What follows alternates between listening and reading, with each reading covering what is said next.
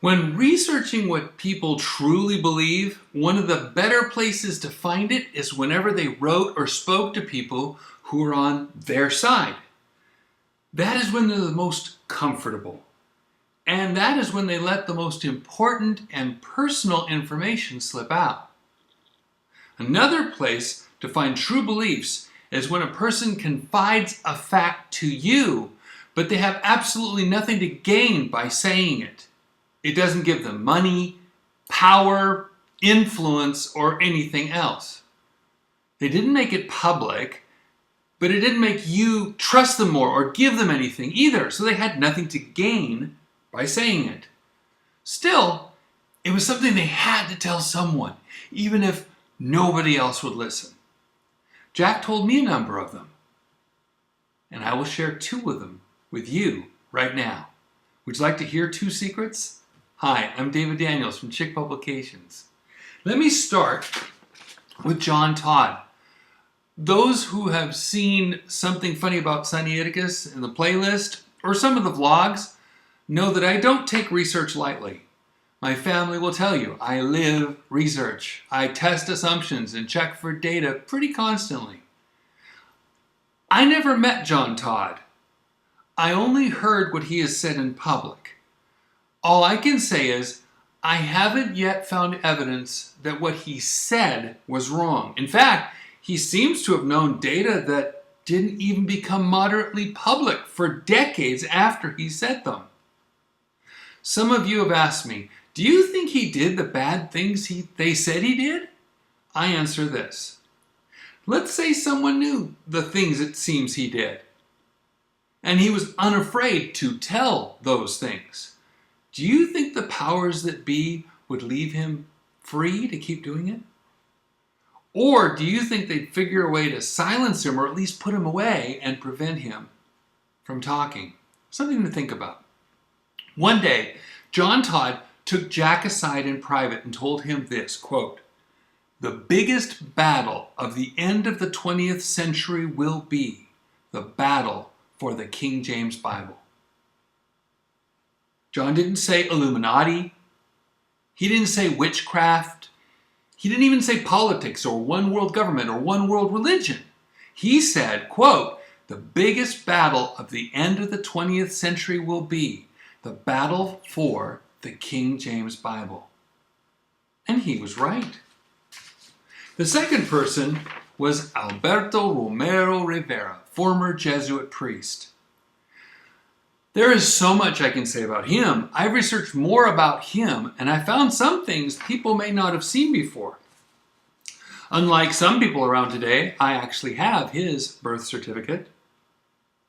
I also have the letter from the Ministry of Justice of Madrid certifying Alberto for a visa. I have the request from the Latin American Seminary in San Jose, Costa Rica, requesting a visa for Alberto. I have the March 14th, 1955 letter from the 212th Brigade of the Civil Guard declaring that Alberto had, quote, "good and moral conduct, both privately and publicly, and lacks any previous record for being involved in any social or political situation," end quote, that exempted him from any military service. And that gave him permission to move from the Canary Islands to Costa Rica. I even have documentation of one mistake Alberto made.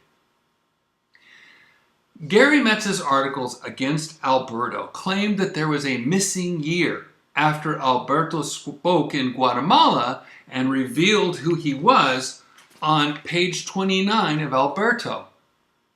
That's because it wasn't 1965 when he spoke to them. It was November 20th to 27th, 1966. He had the proof for years with him, but he never bothered to check it himself.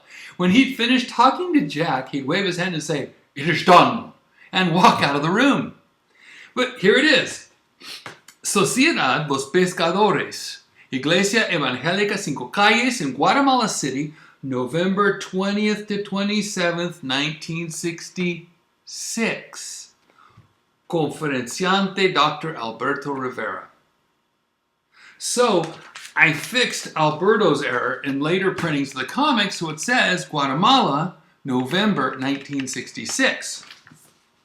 So I know a lot more about Alberto. And once again, I have to tell you, I never met Alberto, but I know people who knew Alberto. And one of the things that Alberto Rivera said, I've disagreed with. I've disagreed with a few of his opinions. I've disagreed with a few things he was told or taught. But I haven't yet found him to be an error of fact. Jack told me that Alberto said privately, quote, "The Vatican has spent $2 billion to create false Bible versions." Run the numbers. From the 1800s to the present, think of all the jobs, companies, corporations, buyouts, colleges, books, publishers, translators, and outright Catholic agents working on that task. That is actually a believable number. Look at the vlog, It's a Job, if you want more information. Neither John Todd nor Alberto sold Bibles. They didn't get any brownie points for going against the flow of modern versions. But both of them found these two facts so important that they had to say them to Jack, even if no one else ever heard them. Here they are one more time. Back in the 1980s, Alberto Rivera said to Jack, "The Vatican has spent $2 billion to create false Bible versions." And in the 1970s, John Todd said to Jack, "The biggest battle at the end of the 20th century will be the battle for the King James Bible."